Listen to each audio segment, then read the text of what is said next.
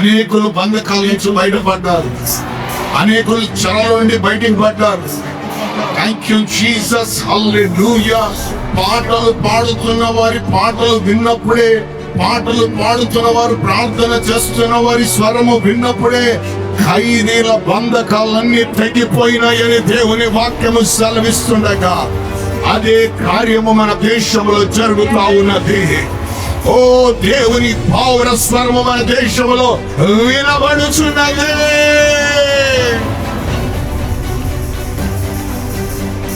ప్రతి సేవకుని దేవుడు గొల్యాదు ముందు నిలబడి దావీదులాగా దేవుడు వాడుకోబోతున్నాడు. శ్రమల మధ్యలో, హింసల మధ్యలో, కరువుల మధ్యలో, అవమానముల మధ్యలో, నిందల మధ్యలో సాతానును, గొల్యాదును ఒక్క దెబ్బతో కొట్టివేసే శక్తి దేవుడు తన సేవకులకు ఇస్తున్నాడు. ఓ తన సంఘానికి ఇస్తున్నాడు. సంఘమా, పాతాళ ద్వారము ఎదుట నిలవచ్చాలని ప్రభుత్వం హెచ్చరిస్తున్నాడు.